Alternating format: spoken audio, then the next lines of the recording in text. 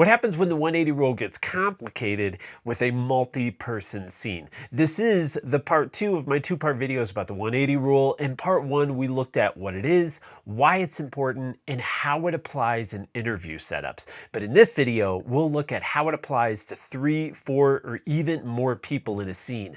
Let's get into it. To get started, we need to dive deeper into the line of action. This line of action determines the 180 degrees that your camera shots need to be on. To do this, we'll be getting on set with the one, the only esteemed director, Bravici Ocho, as he masterfully works his craft. So Bravici Ocho is shooting his next film. He yells action, but of course nothing happens because his main character doesn't do anything. He's got to stop the scene. He leaves the camera rolling, of course, and walks over to have a talk. And he does this thing that he's known for, which is this real slow walk from behind the camera to the actor. So slow that we have time to get a medium shot of the walk. We know where he's walking. He's walking towards his main actor, Tom Hanks. But what if we had jumped the 180 line on this medium shot, breaking the 180 rule? It actually looks like he's walking away from Tom Hanks and not towards him. This example drives home why this line of action is so important. When you set up your wide on this side of the action line, you established your audience's orientation. We know that Bravici's directing chair is on this side and Tom Hanks is on this side. So when we see Bravici moving from right to left, we know that he must be moving towards Tom Hanks. And that moving left to right means that he must be moving away from Tom Hanks. This is another reason why they commonly call a wide shot an establishing shot, because you are establishing the orientation of the scene for your audience. Had we stayed on the correct side of the line, we would have seen Bravici Ocho slowly arrive to Tom Hanks and explains when he yells action, that's when the action happens. He would give him an encouraging pat and walk back to his directing chair, where he actually doubles down on the slow walk. So slow, in fact, he almost stops. And again, this is a psychological thing that Bravici Ocho does to kind of get in the head of his actors. Incredible. It's incredible to see him work. So now let's see how the line of action works in a 3-person scene.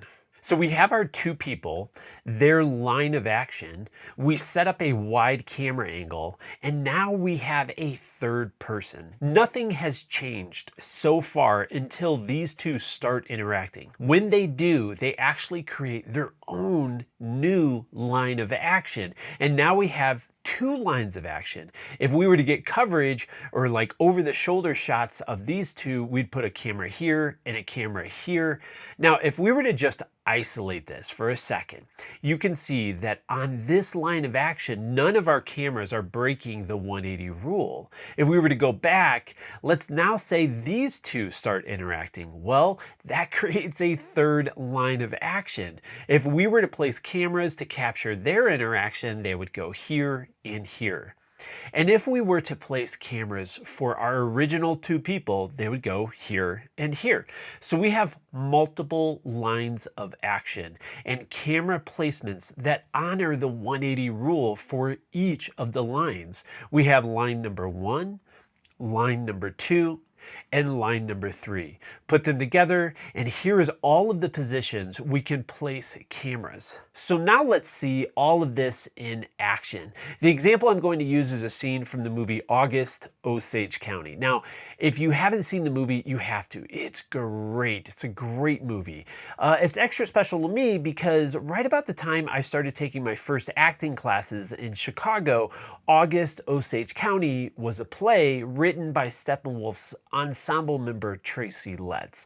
And talk about a home run. The play won tons of awards, went to Broadway, did a national tour, and he even won the Pulitzer Prize for it. And it ended up becoming this movie. And of course, my claim to fame is that I was at Steppenwolf once peeing in a urinal during intermission right next to Tracy Letts. And of course I tried to do the whole, oh, you're amazing, you're great, but we were both trying to pee. So it was the whole thing was just bad timing all around. But let's not talk about that. Let's jump in to the scene. Okay, so we have Barbara, who's played by Julia Roberts, Karen, played by Juliette Lewis, and Ivy, played by Julianne Nicholson. This first shot is sort of a mega wide of the entire location. So I'll draw in the house and the screened porch they're sitting in. Okay, and with this establishing shot, I'll draw in our first line of action.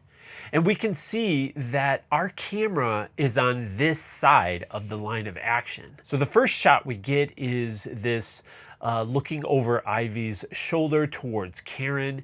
It's followed immediately by another over-the-shoulder shot of Ivy looking towards Barbara, which creates our next line of action. The next shot we get is looking over Barbara's shoulder back towards Ivy, and I'm just going to go ahead and draw this line of action because it's followed immediately with an over-the-shoulder looking towards Karen. And then we get a camera over Karen's shoulder looking back towards Barbara, and finally back to our original line of action over Karen's shoulder looking towards Ivy. Then we get this kind of super fun wide out here, which gets the three of them sitting inside the screen porch, and it's complemented by its opposite wide over here on this side, essentially doing the same thing. In the final shot of the scene, we go back to our mega wide as Ivy walks out the door. So if you look at all of the camera positions, you can see this is exactly what we drew out previously.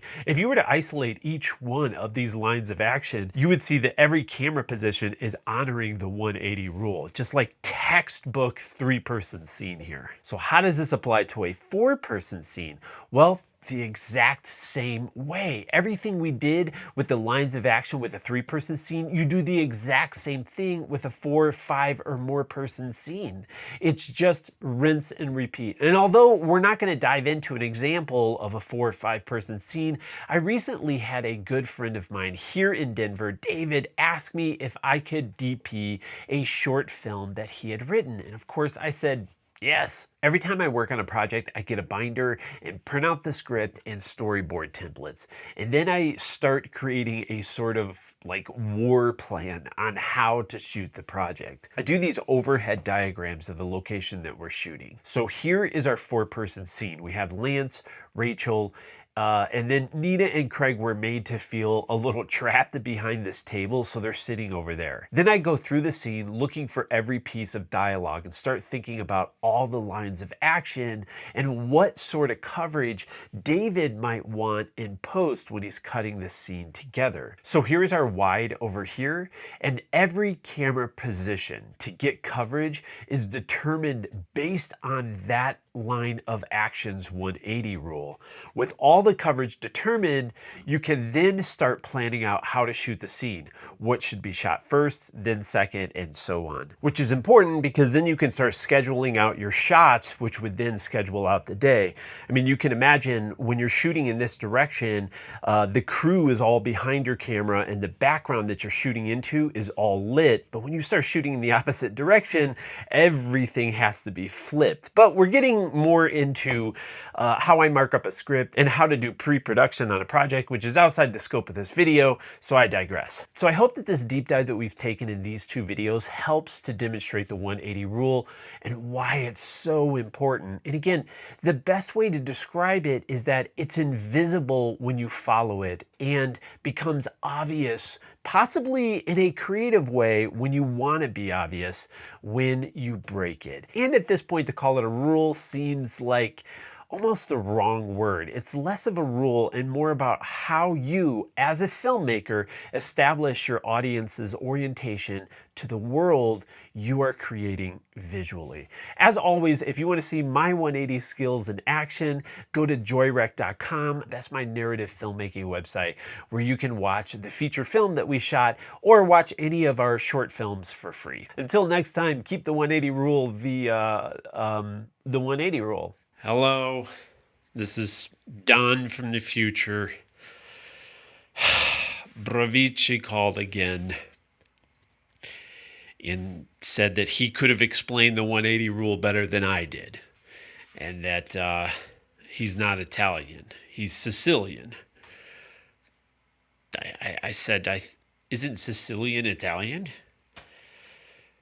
Then it sounded like he screamed something out an open window, and then that was it. Hung up.